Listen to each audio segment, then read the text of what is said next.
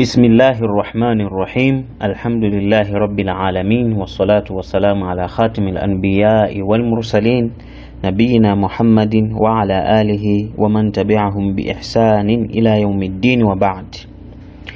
Abalo ulemekizika nchipembezo cha Islamu lero tili mu juz number 27 ndipo timpempheso Allah subhanahu wa ta'ala kuti atipangise kukhala anthu amene tafunafuna usiku umenewu, usiku wa Lailatul Qadr. Lero pokhalanso ndi tsiku limene anthu amafunafuna usiku umenewu, Islamu amaufunafuna usiku umenewu. Allahumma amin. Lero tili mu surati Tur juz number 27 ndipo tikati kuona pa aya number 21 pamene pa Allah subhanahu wa ta'ala akuyankhula makamaka nkhani ya anthu okhulupirira ena mama bonus kapena kuti mphaso zimene akapasidwa kwa Allah subhanahu wa ta'ala, kuti kodi akapasidwa mphaso zotani. Pamene pa Allah subhanahu wa ta'ala akuyankhula kunena kuti walladhina amanu wattaba'athum dhurriyyatuhum biimanin, kunena kuti ndipo amene akhulupirira mwa Allah subhanahu wa ta'ala ndipo ana awo nkuwatsatira pa chikhulupiriro, ana awo komanso banja lawo nkuwatsatira pa chikhulupiriro, yani kukhala asilamunso ndi kumagwira ntchito zabwino. Akuti alhaqna bihim dhurriyyatahum wama alatnahum min amalihim min shay'in kullu mri'in bima kasaba rahin, kunena kuti tidzawakumanitsa iwo ndi ana awowo ndipo sitikawachepetsera kalikonse mphoto za ntchito zawo za pa dziko lapansi, ndipo munthu aliyense adzakolola ndi zochita zake, yani adzakoledwa ndi chani, azalipidwa malingana ndi ntchito imene amatani, ndi ntchito imene amagwira. Aya yake ndithu ndi imeneyo imene Allah subhanahu wa ta'ala akuyankhula kunena kuti walladhina amanu wattaba'athum dhurriyyatuhum biimanin alhaqna bihim dhurriyyatahum wama alatnahum min amalihim min shay' kullu mri'in bima kasaba rahin, kuti ndipo amene akhulupirira mwa Allah ndipo ana awo banja lawo nkuwatsatira pa chikhulupiriro, ndithu amenewo tidzawakumanitsa iwo ndi ana awowo ndipo sitikawachepetsera kalikonse mphoto za ntchito zawo za pa dziko lapansi, ndipo munthu aliyense azakolola ntchito zimene amagwira, azalipidwa malingana ndi ntchito zimene amagwira. Ndithu nkhani ya lero ndi imeneyo. Pamene patifuna tiphunzire chiyani mu sura imeneyi, surati Tur juz number 27. Pamene patu pali nkhani imene Allah subhanahu wa ta'ala akuwalimbikitsa anthu amene ali okhulupirira. Anthu amene ali okhulupirira Allah subhanahu wa ta'ala akufuna awalimbikitse chilimbikitso chonena kuti akamagwira ntchito zabwino, ntchito zimenezozo aziwalalikiranso akubanja kwawo, yani azikazi awo komanso ana awo, ndi cholinga chonena kuti nawonso azigwira ntchito zimenezi zabwino. Omasulirana nena kuti inna Allah subhanahu yarfa'u dhurriyyatal mu'min ilayhi, kunena kuti ndithu Allah subhanahu wa ta'ala azakweza kapena kuti amakweza mbumba ya munthu amene ali wokhulupirira, ana a munthu amene ali wokhulupirira, wa inkanu dunahu fil amal, ngakhale kuti sanali ofanana mu zintchito zabwinozo, yani kupezeka kuti mwina mzibamboyu anali munthu ona kuti amapirika zaka, amapemphera kwambiri, anapita apo ku haji chanchani, zinthu kati zimenezozo. Ana mwina anangokhala opemphera kwambiri koma ku haji sanapite, ndi akunena kuti chifukwa chonena kuti mbamboyo amagwira ntchito zabwino, Allah subhanahu wa ta'ala akakweza ngakhale masitepe a ana awo kuti nawonso akakhale ku janna yofanana ndi imene akupezeka ndani, akupezeka bambo awo. Taonani ubwino wa Allah subhanahu wa ta'ala umene Allah subhanahu wa ta'ala wawakonzera chani, wawakonzera akapolo wake. Ndipo akupitiza kuti wama alatnahum min amalihim min shay'in, kutanthauza kuti wama naqasna al-aba'u biilhaqi dhurriyyatihim bihim min thawabi a'malihim shay'a. Kwena kuti zimenezo sizikapanga affect thawabu za bamboyo, kunena kuti wopoti basi tanena kuti ana akoso tikufuna tayike step ya janna imene uliwe, ndiye kuti basi iwe tikupungule malipiro ako kuti afanane ndi ana ako. Ayi akuti zonse zikakhala chimozimozi.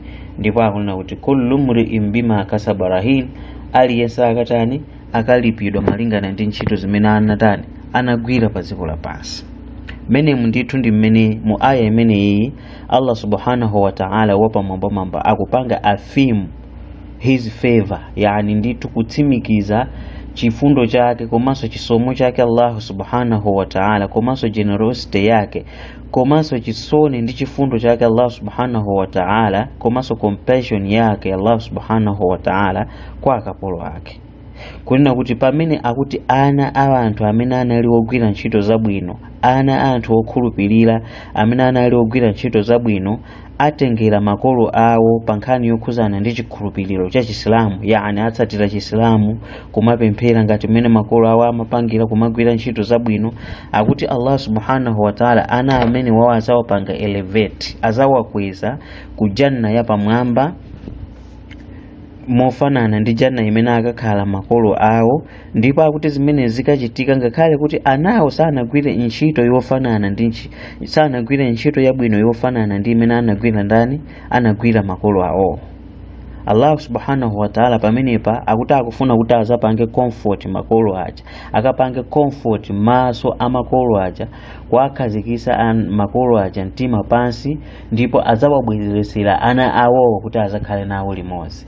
Imagine zikapezeka kuti mwachisanzo kholo likakhale ku jannatul firdaus, janna ya pamwamba kwambiri, ana ndi kukapezeka kuti ali pa janna ya pansi, kapena anawo akalowa kaye ku moto achitakwa kutulisidwa kuti kenako apite ku janna, ndi kukakhala ku janna ya pansi yosiyana ndi kumene kuli makolo tumwina akhoza kumadandaula zachikhalire, makolo akhoza kukhala okhumudwa ndi kumadandaula. Ndiye pofuna kutonthoza Allah subhanahu wa ta'ala akuna kuti iyayi tikakubwereserani ana amenewo mukakhala nawo limodzi ku janna imene mukakhala inu ya pamwambayo.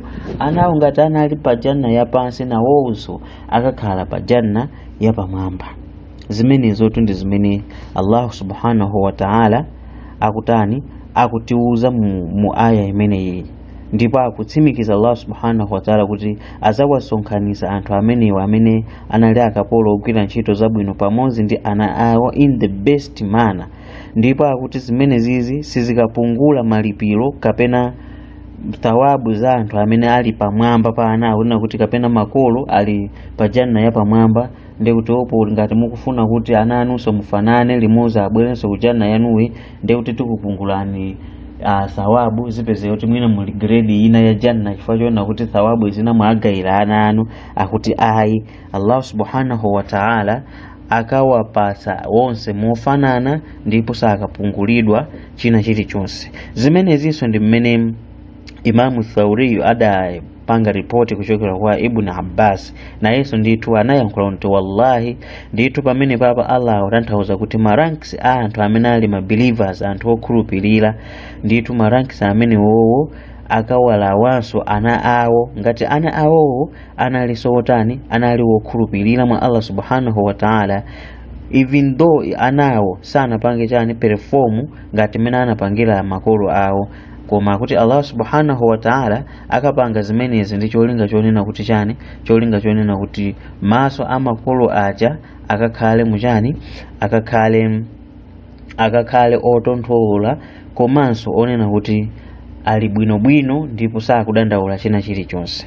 Abdullah mwana wa Imamu Ahmad rahimahullah analemba buku lake kunena kuti Ali ibn Abi Talib adayankhula kunena kuti sa'ala Khadijatun radhiyallahu anha Rasulullah sallallahu alayhi wasallam an walidayha, kunena kuti bibi Khadija amene ali mai watu okhulupirira, kazi wa Mtumiki sallallahu alayhi wasallam, adamufusa Mtumiki sallallahu alayhi wasallama za ana ake awiri amene adamwalira nthawi ya chijahiliya asanakwatirane ndi Mtumiki.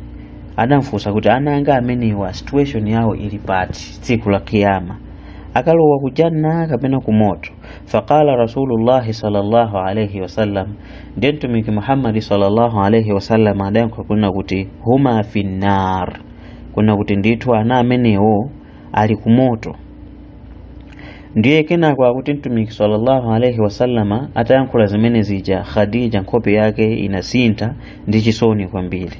Ndiye kenako mtumiki sallallahu alayhi wasallama ataona kuti nkhope ya Khadija yasintha, akuti adayankhula kunena kuti law ra'aiti makanahuma labaghadatihima, kwena kuti ndithu iweyo Khadija ukanaona malo amene anako ali, ndithu ukanawada malo amenewo, komanso ana amenewo ukanawada.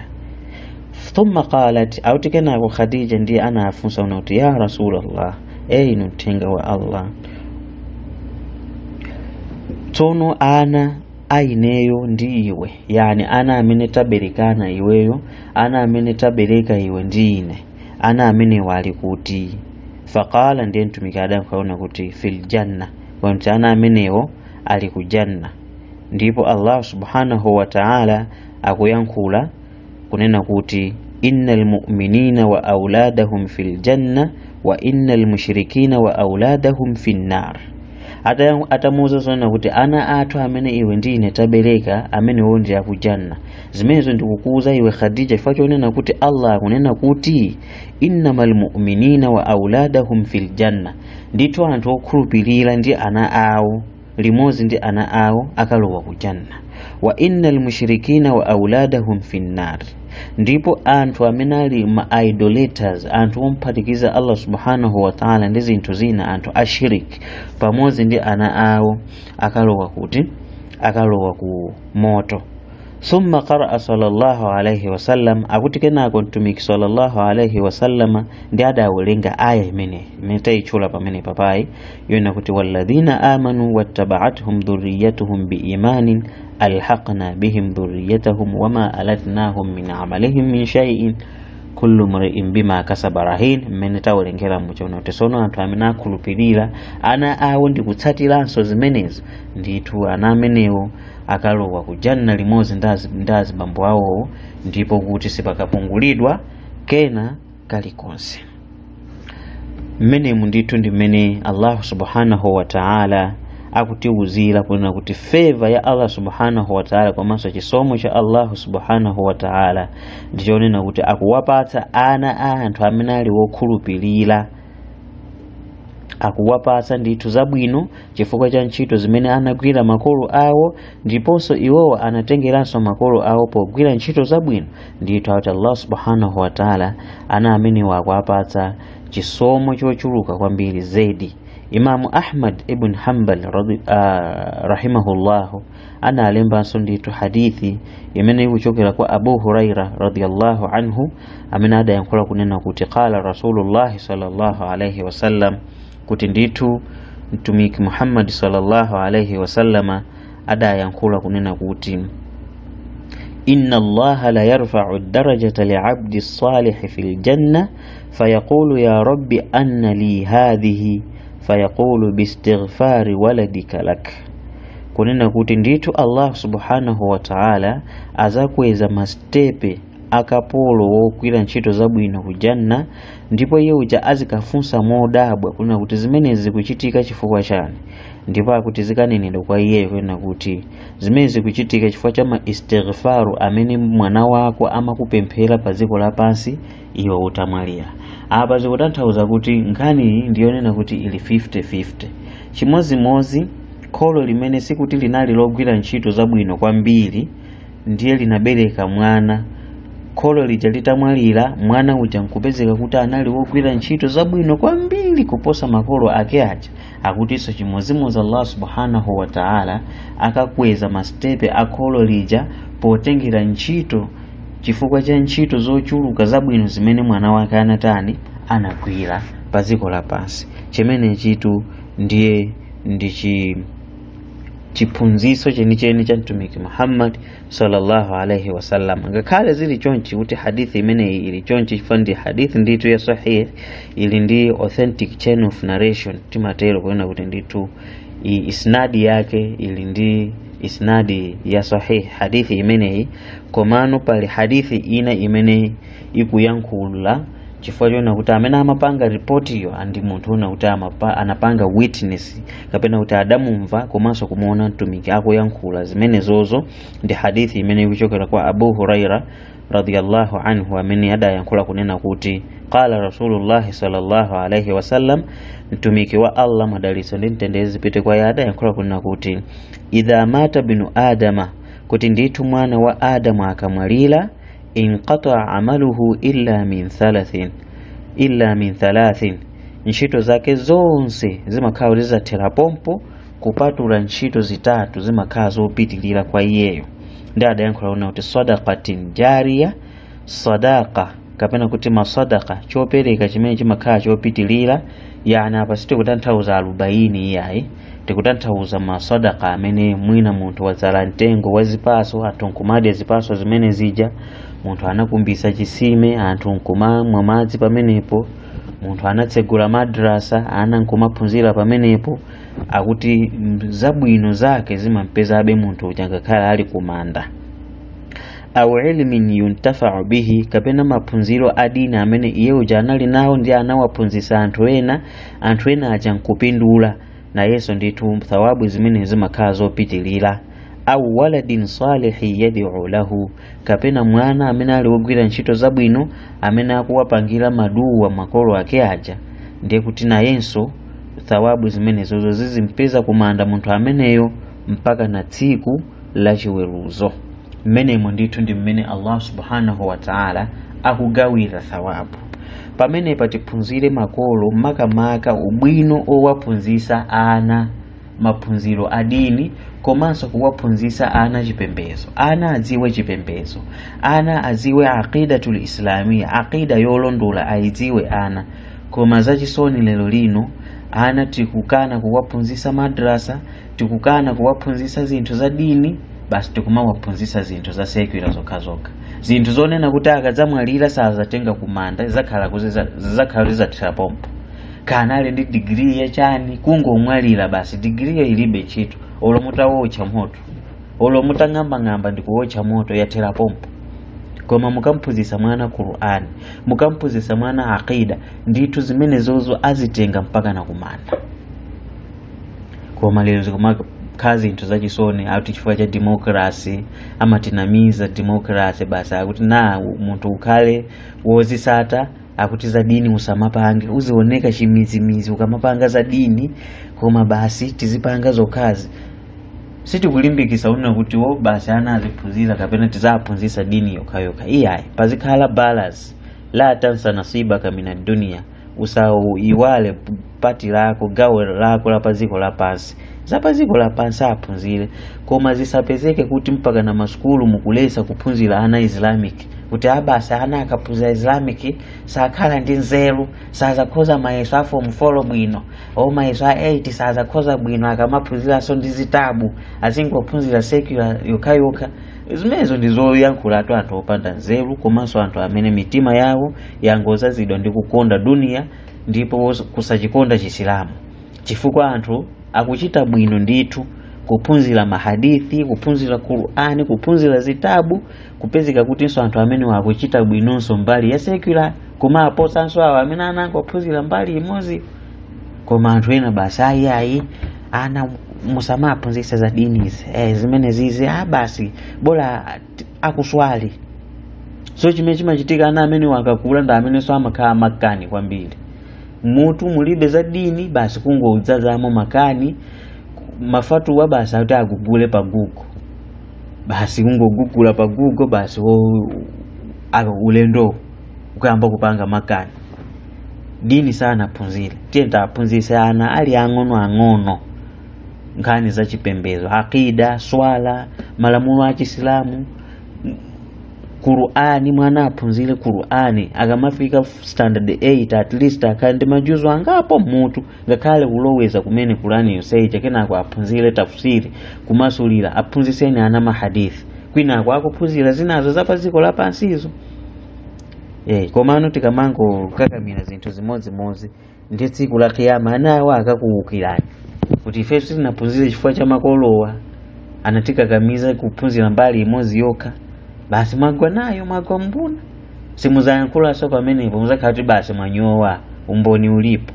Koma apa Allah akulonjeza malipiro ochuluka ngati inu muphunzisa ana anu dini anawo diniyo ndikumayigwirisa ntchito tsiku la kiyama mukalandira malipiro abwino. Ndipo taonani Allah subhanahu wa ta'ala kugawana kapena kuti kupanga share zabwino kumene kuku eti Allah subhanahu wa ta'ala sako kupanga share ku nkhani za haramu kapena kuti kumachimo amene munthu anapanga pa dziko lapansi. Akunena Allah subhanahu wa ta'ala kumapeto kwa aya iyi chanoti kullu mri'in bima kasaba rahin.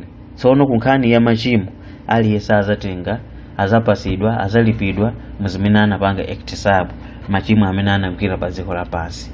Sizikapezeka kuti iwe basi fachonena kuti makolo ako ankagwira ntchito zoyipa ndiye kuti iwe ngakhale umagwira ntchito zabwino tikupasa zoyipa za makolo ako ayi ndithu izo ndi za makolo zawo zimenezo. Chimodzimodzi mwana ngati makolo ako amagwira ntchito zabwino iwe ndiye unasiya kumapemphera kumagwira ntchito zabwino kumuopa Allah unasiya kumati ineyo sindizipemphera sindizigwira ntchito zabwino chifukwa makolo anga ndi wopemphera kwambiri makolo anga ndi mashehe. Ndidziwa pano mwana iwe kunena kuti makolo ntchitozo ndi zawo zimenezo ndipo iwe machimowa ndi akonso amenewo. Makolo awo ntchito zabwino ndi zawo iwenso machimo ndi ako ndipo sukapanga share ndi makolo ako zikakusalira weka. Apapa mabonasi amene akakhalapo kwa anthu ogwira ntchito zabwino kuti wina ali jana yapasi timpitise jana yapamwamba chifukwa cha ndani cha m'bale wakeyo amene anagwira ntchito zabwino. Ndiye ndithu tiyeni tiziganizire zinthu ngati zimene zizi kunena kuti ndi zinthu zofunikira makolo tikamakhala pansi tizizilingalira ndi kuziganizira kuti kodi ifeyo anawa tizasiya legacy yotani pa dziko lapansi. Chifukwa lero zikumakhala zinthu zomvetsa chisoni kwambiri. Mupeza kuti munthu ndi shehe ulama wina kuti community ya Islam kandi muziko kandi mudera ikuyang'ana yeyo koma mupeza shehe ameneyo ana ake amangoyenda atavula akuti social life ineyo basi mwana wa shehe wochuka ine bambo anga ndi shehe koma kupezeka mwana wa mkazi wa shehe ameneyoyo angoyenda research basi avala matrauza alibe nazo akuti kuzisata anaphunzira secular basi ife ndiwozisata. Kupezeka ana amashehe angometa mbali alipe koma shehe ndi munthu uta amapemphera amapereka maulaliki community imamudalira nkhani za chipembezo iyeyo koma takaoneni his offsprings very sad ana akungomwamowa zidakwa ana achikazi ashehe mahule zinthu zomvetsa chisoni kwambiri. Pezeka kuti basi ma TikTok muka ma social media mu anthu kumati koma zimenezi chisilamu chimenechi ndiye chiti tikulephera kutenga responsibility yabwino yophunzisa ana athu. Choncho pakufunika makolo tiganizenso kawiri ndi cholinga chonena kuti zabwino zimenezi tikazipeze tsiku la kiyama. Chifukwa chonena kuti Allah akutilonjeza kunena kuti illa ashabal yamin kunena kuti kupatula anthu aku right hand kapena kuti anthu ogwira ntchito zabwino amene wozawo ndi amene zikakhala zoyera fi jannati yatasaalun akakhala ku janna ndi kumafunsana kumeneko anil mujrimin za anthu amene anali mujrimin anthu ogwira ntchito zoyipa pa dziko lapansi kuti ajawa ali kuti pano ajawa amene amazitenga udolo aja pano pali kuti ali kujanna ndi kumabwanena anthu amene ali ku moto. Ndipo anati wa amdadinahum bifakihati wa lahmin mimma yashtahun kumeneko ndithu akapasa provide anthu amenewa, anthu amene anali okhulupirirawo pamodzi ndi ana awowo, akapasa kumeneko kwa kuti zipaso zabwino komanso nyama ina iliyonse mmene angafunire. Azikangoyitanisa pamene kutifuna nkhuku, pamene kufuna nyama yakuti, pamene kutifuna zipaso zakuti. Janna kuimva kukoma komanso janna kuimva kutsekemera. Ndithu zimenezozo ndizofunika kuti munthu wina aliyense Msilamu azikhala munthu wonena kuti akuzilingalira komanso kumasilira kuti munthu amene yoyo akalowe ku janna pamodzi ndi family yake, chifukwa chonena kuti Allah subhanahu wa ta'ala samapanga chinyengo china chilichonse pa nkhani yolipira akapolo ake. Zimenezi ndithu ndi zimene timafuna tikambirane tsiku la lero. Timayang'ana ndithu aya imodzi ya mu surati Tur juzu number 27 kwena kuti kodi pamenepa aya imeneyi Allah subhanahu wa ta'ala akutiphunzitsa zotani. Ndipo ndithu taphunzira mmenemo kunena kuti Allah subhanahu wa ta'ala akulonjeza ndithu kwena kuti ngati kholo lingalere ana bwino, kupeza kuti anawo sakugwira ntchito zabwino, ndithu tsiku la kiyama ana amenewo komanso makolo amenewo akapasidwa janna yapamwamba molingana ndi ntchito zimene zinagwiridwa kwa anthu awiri amenewa. Ndipo talimbikitsa mmenemu makolo kuti tiyeni taphunzitse ana chipembedzo. Uku akuphunzira zina zauzisiya zapaduniyazi, kwinako aphunzire zinthu zimene azatenga tsiku la kiyama. Komanso masheikhe tikhale anthu azisanzo zabwino. Ifeyo tikugwira ntchito zabwino, tikupemphera, tikutumikira anthu mu community ya Chisilamu, koma kupezeka kuti ana athu akukhala ngati ana anthu amisala, zikumakhala zinthu zochitisa manyazi kwambiri. Choncho tiganizenso kachiwiri, ndipo tikatero Allah subhanahu wa ta'ala azatilipira zinthu zabwino. Ndikafika hapo ndingoti wassalamu alaikum wa rahmatullahi wa barakatuh.